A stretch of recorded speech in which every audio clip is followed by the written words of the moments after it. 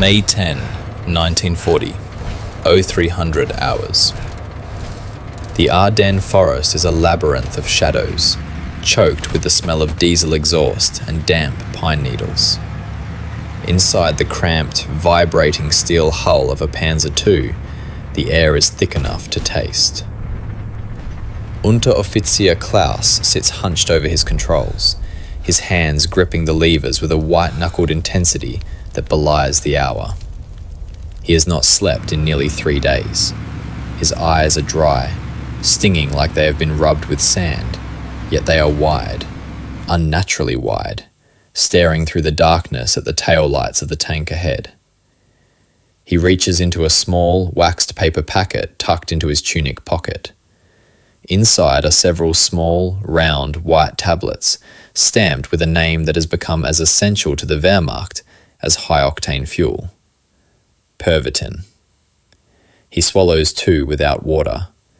Within minutes, the crushing weight of exhaustion lifts. The fog in his mind clears, replaced by a cold, electric clarity. The world sharpens. The roar of the engine no longer feels like a burden. It feels like a heartbeat. Around him, tens of thousands of German soldiers are experiencing the same chemical surge, a synchronized artificial euphoria that is currently fueling the fastest military advance in human history. They are not just marching, they are sprinting toward the heart of France, oblivious to the fact that they are the subjects of the largest pharmacological experiment in the history of warfare. The borders of Europe are about to be redrawn, not just by steel and strategy, but by a tiny white pill that has effectively murdered the need for sleep. The chemical trajectory of the Second World War did not begin in a bunker or a trench, but in the sterile, high-ceilinged laboratories of Berlin during the twilight of the Weimar Republic. To understand why the German soldier became the first pharmacological warrior, one must look back to the 19th century German obsession with chemistry. Since the days of Bayer and Hoechst, Germany had established itself as the world's pharmacy. By the 1930s, the Nazi Party had inherited this industrial juggernaut, viewing the human body not as a sacred vessel, but as a biological machine that could and should be optimized for the glory of the state. The breakthrough came in 1937. Dr. Fritz Hauschild, a chemist at the Berlin-based Temmler pharmaceutical company, had been watching the success of the American drug Benzedrine at the Berlin Olympics. Benzedrine, an amphetamine, was already showing promise as a stimulant, but Hauschild wanted something more potent. He synthesized methamphetamine, a substance that triggered a massive release of dopamine and adrenaline in the human brain. Temmler patented the drug under the brand name Pervitin. By 1938, Pervitin was being marketed to the German public like aspirin or chocolate. Advertisements in Berlin newspapers touted it as a cure for everything from winter blues to frigidity. Housekeeping magazines even suggested that Pervitin Hildebrand chocolates could help busy housewives breeze through their chores. It was a miracle drug for a society that was being conditioned to work harder, produce more, and move faster under the shadow of the swastika. However, the drug's most enthusiastic observer was not a civilian, but a military doctor named Otto Ranke. As the head of the Institute for General and Defense Physiology at the Academy of Military Medicine, Ranke was obsessed with the biological limits of the soldier. He saw sleep as a tactical weakness, a biological flaw that could be exploited by an enemy. In late 1938, Ranke began conducting secret trials on 90 college students, monitoring their performance after doses of Pervitin. He discovered that even under conditions of extreme sleep deprivation, the subjects could perform complex tasks with high precision for over 36 hours. Ranke's conclusion was chillingly efficient. Pervitin, he wrote, is the ideal war drug. As the clouds of war darkened over Europe in 1939, the German High Command began to view Pervitin as more than just a medical supplement. It was a strategic asset. While the Allies relied on traditional military doctrine, the Germans were preparing a war of movement, the Blitzkrieg. This style of warfare demanded total speed. There was no time for the traditional rhythm of march, camp, and rest. If the panzer divisions stopped to sleep, the momentum was lost. If they did not sleep, they could bypass defences before the enemy even realised the attack had begun. The invasion of Poland in September 1939 served as the ultimate testing ground.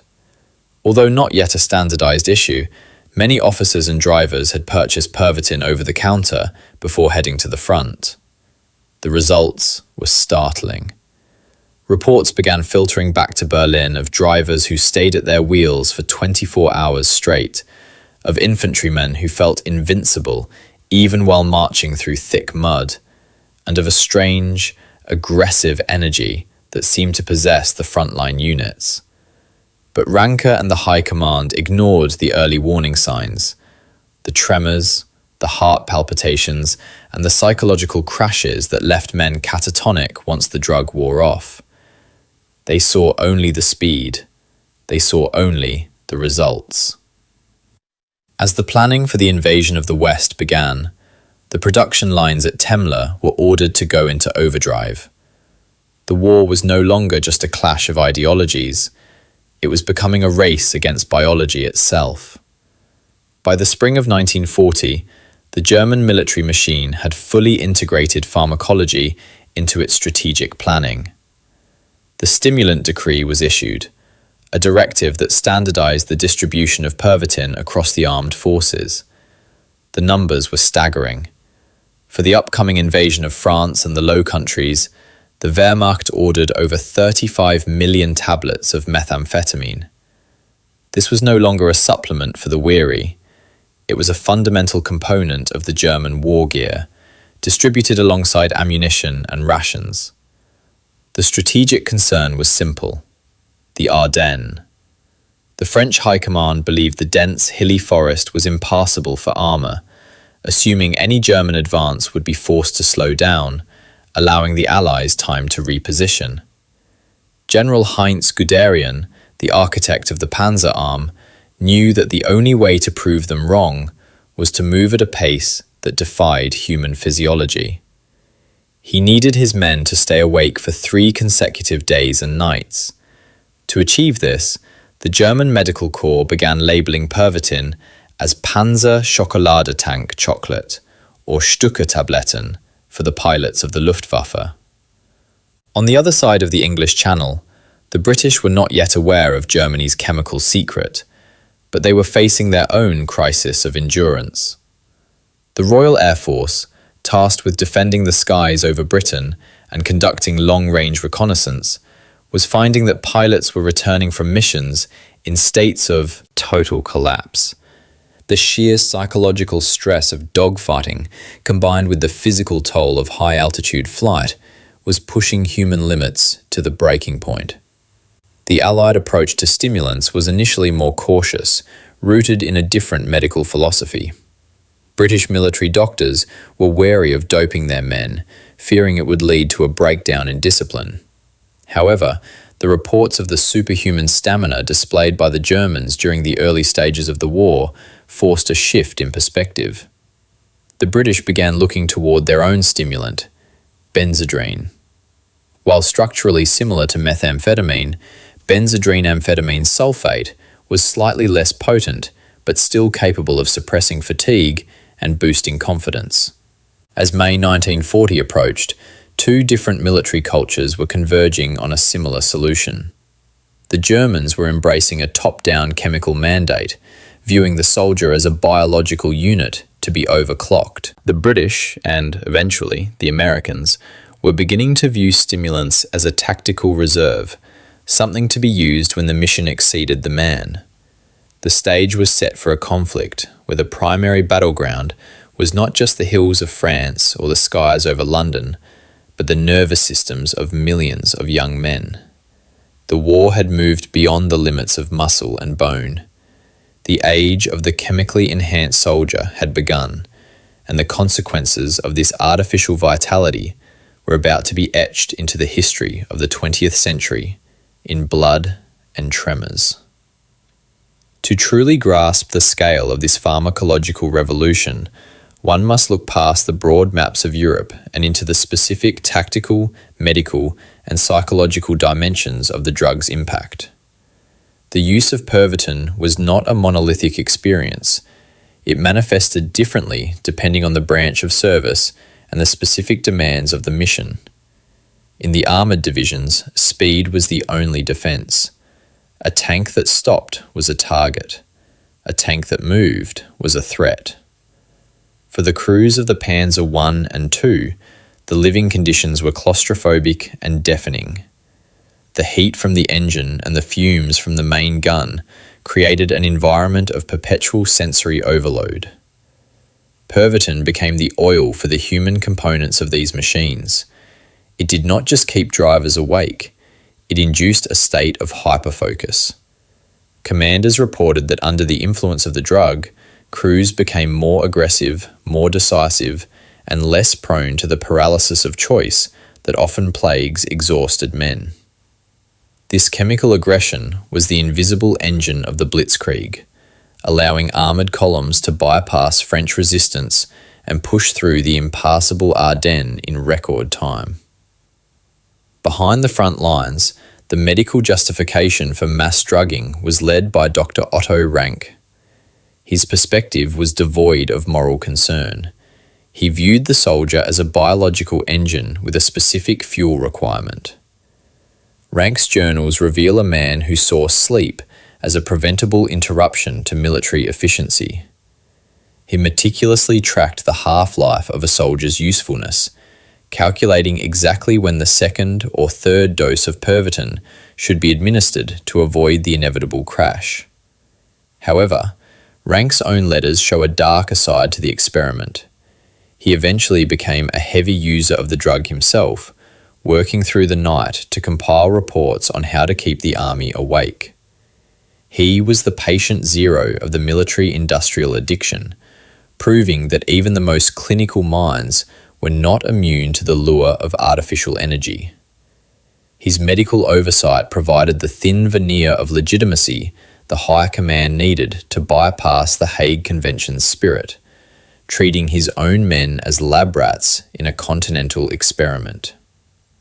From the perspective of the French and British defenders in 1940, the German advance felt supernatural. Allied commanders, adhering to the traditional rules of war, assumed the Germans would have to halt at nightfall to rest their horses and men. When the Germans instead appeared at dawn, 50 miles further than humanly possible, it created a psychological shock and awe. The Allies were not just being outmaneuvered, they were being outpaced by an enemy that seemingly did not need to sleep. This led to a catastrophic collapse in Allied morale, as the French soldiers began to believe they were fighting an army of automatons, or supermen, who were immune to the basic laws of biology. While the tactical advantages of Pervitin were clear to the German High Command, the human and technological costs were beginning to emerge in the shadows of the battlefield. As the war progressed, the focus shifted from performance enhancement to the grim reality of chemical dependency and the desperate search for even more potent substances. The miracle of Pervitin came with a steep biological price. When the dopamine surge finally subsided, the human brain was left in a state of chemical bankruptcy. Soldiers who had been on for 72 hours did not just fall asleep, they collapsed into a state of near comatose exhaustion. But even more disturbing were the psychological side effects. Field hospitals began seeing an influx of soldiers suffering from Pervitin psychosismin, who were paranoid, hallucinating, and prone to sudden, unprovoked violence. The Superman was becoming a liability. In some units, the crash was so severe that entire companies were rendered combat ineffective for days after a major push, their nervous systems fried by the very drug that had made their victory possible. As the war turned against Germany, The quest for a chemical edge took a darker, more desperate turn. In 1944, at the Sachsenhausen concentration camp, the Nazis began testing a new wonder drug codenamed DIX. This was a terrifying cocktail containing 5 milligrams of cocaine, 3 milligrams of Pervitin, and 5 milligrams of Eucadol, a morphine-based painkiller. To test its efficacy, prisoners were forced to march in circles while carrying 20-kilogram packs. Those fueled by DIX could march for over 90 kilometres without stopping. The goal was to equip the crews of midget submarines and last-ditch commando units with the drug, essentially turning them into disposable biological weapons. The technology of the drug had evolved from a tool for efficiency into a tool for suicidal endurance, reflecting the crumbling state of the Third Reich itself. The systemic use of stimulants eroded the traditional military code of conduct. When a soldier is chemically stripped of their empathy and pushed into a state of hyper-aggressive agitation, the line between combat and atrocity blurs. Historians have noted that the most brutal actions of the Eastern Front often coincided with heavy drug use among the SS and Wehrmacht units. The drugs did not necessarily create the ideology, but they provided the physiological grease for the machinery of war crimes, silencing the conscience and replacing it with a cold, jittery focus on the objective. As the German army began its long retreat from the east, the supply of Pervitin became less of a tactical choice and more of a desperate necessity for a starving, freezing force. The war of movement had become a war of survival, and the drugs were the only thing keeping the shivering line from snapping entirely. The ultimate realization of the chemical Blitzkrieg arrived in the early morning hours of May 13, 1940, at the banks of the Meuse River near Sedan. For the French defenders, the previous 3 days had been a blur of confusion. For the German soldiers of the 1st, 2nd and 10th Panzer divisions, the days had simply ceased to exist. They were living in a single, continuous, hyper-stimulated present. General Heinz Guderian had issued a simple, brutal command. I demand that you do not sleep for at least 3 days and nights, if that is what it takes. His men complied, fueled by the millions of Pervitin tablets, distributed just before the border crossing. By the time they reached the Meuse, the German spearhead had covered nearly 100 miles of difficult terrain in record time. They were exhausted, but they did not feel it. They were trembling, but their aim remained true. As the sun rose over the river, the Luftwaffe began a relentless 8-hour bombardment. High above, the Stuka pilots, themselves fueled by Stuka-Tabletten, flew mission after mission with a mechanical precision that the French found terrifying. On the ground, the German infantry did not wait for the artillery to cease. Under the influence of the drug, the normal human instinct for self-preservation seemed suppressed.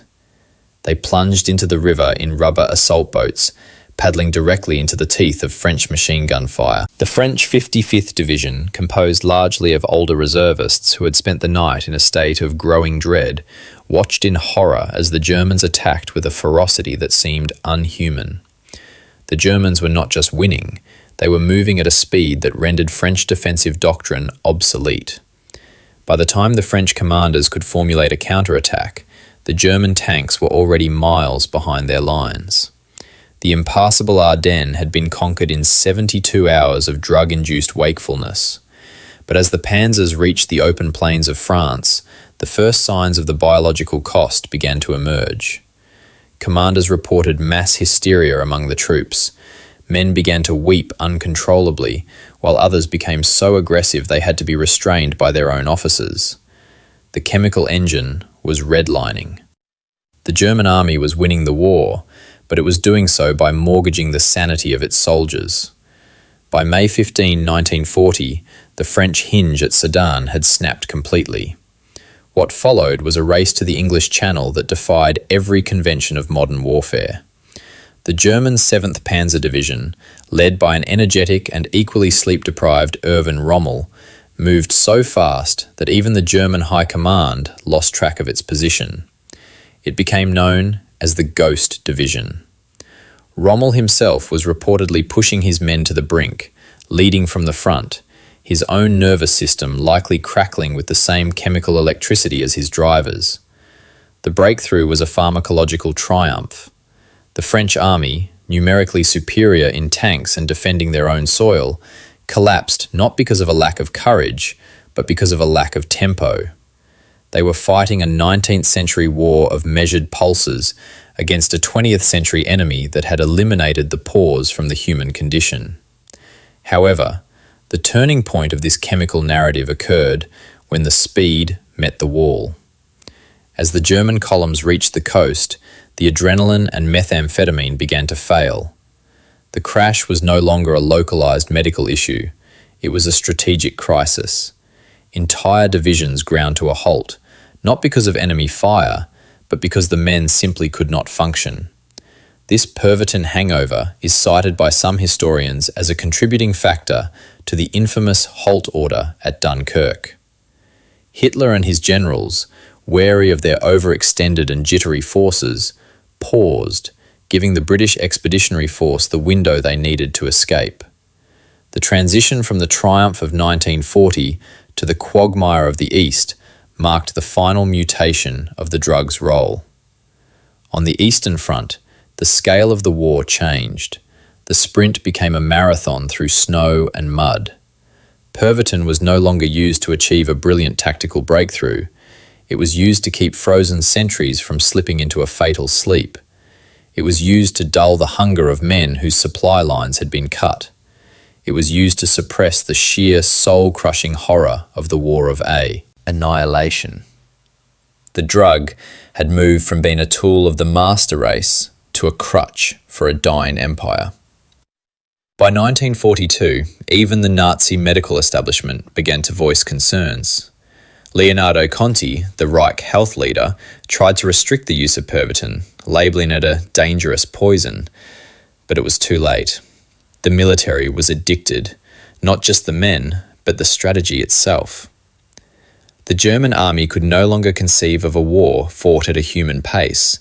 The miracle pill had become a chemical shackle, dragging the Wehrmacht toward an inevitable, shaking collapse. As the tide of the war turned and the Allied blockade tightened around the Third Reich, the chemical infrastructure of the German military began to splinter. The consequences of years of systematic methamphetamine use were no longer confined to the battlefield. They were manifesting in the very fabric of the German High Command and the emaciated ranks of the retreating army. By 1944, the Wehrmacht was an organisation in the throes of a massive collective withdrawal. The strategic consequences were devastating. Soldiers who had spent years cycling on and off Pervitin suffered from burnout on a scale never before seen in military history. Reports from the front lines described men who were physically present but mentally absent, walking ghosts who suffered from chronic tremors, heart damage, and severe depression. The drug that was supposed to make them supermen had instead accelerated their physical and psychological decay. The breakdown extended to the very top. Adolf Hitler's own dependence on a cocktail of drugs, administered by his personal physician, Dr. Theodor Morell, mirrored the addiction of his army. Morell's records indicate that Hitler was receiving daily injections that often included Eucadol and Pervitin, particularly as the military situation worsened. The strategic bottlenecks in decision-making, the frantic, delusional orders issued from the bunker, were arguably exacerbated by a brain that had been chemically overstimulated for years. Casualty figures from this era are difficult to quantify, as the German medical system collapsed along with the front lines. However, internal Wehrmacht reports from late 1944 noted a sharp increase in non-combat related suicides and psychological collapses that many field doctors directly attributed to the cessation of Pervitin supplies. When the pills ran out, the will to fight often vanished with them. The German soldier did not just lose the war, he lost the artificial reality that had allowed him to endure it for so long.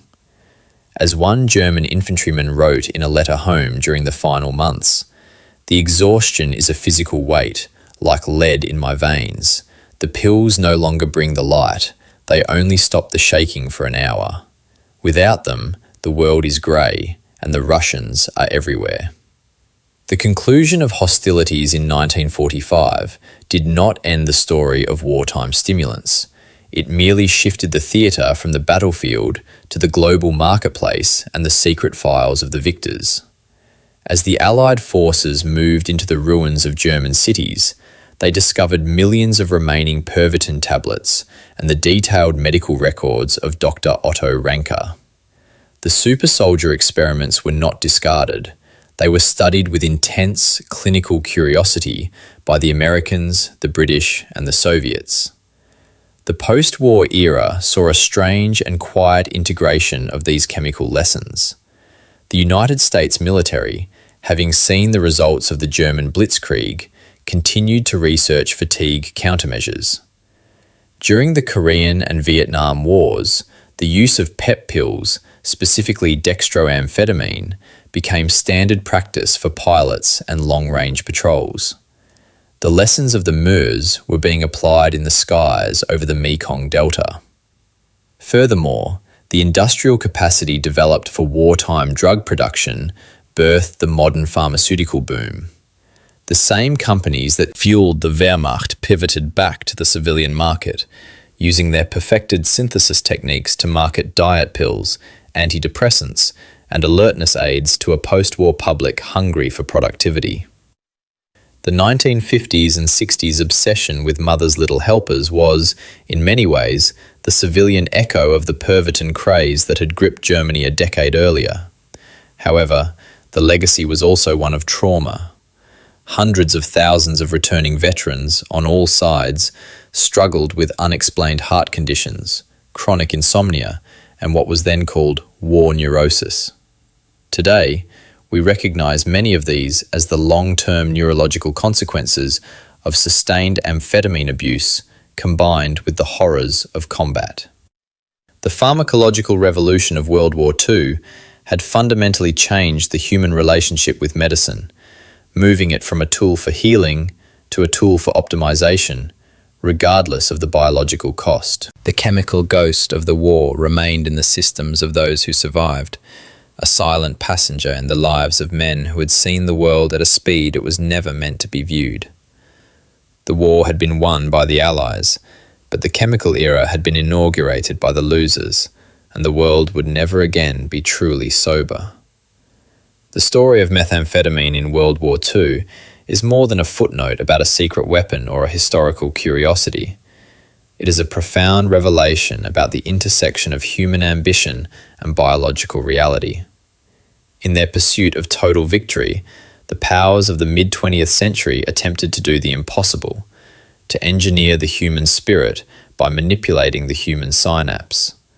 They treated the soldier not as a person, but as a weapon system that could be overclocked through chemistry, ignoring the fundamental truth that for every hour of borrowed energy, there is a heavy, inevitable tax to be paid. When we look back at the frantic, jittery manoeuvres of the Blitzkrieg or the drug-fueled endurance of the London Blitz, we see a chilling preview of the modern world. We see the beginning of an era where productivity is valued above rest, and where the limits of the body are seen as obstacles to be bypassed rather than boundaries to be respected. The Pervitin-fueled soldier was the first true cyborg of the industrial age, a man whose very perception of time and morality was altered by the contents of a waxed paper packet. Ultimately, the chemical history of the war teaches us that while science can suppress fear, silence exhaustion, and accelerate the pace of slaughter, it cannot provide a substitute for the human soul. The miracle pills did not change the outcome of the war. They only intensified its cruelty and deepened its trauma.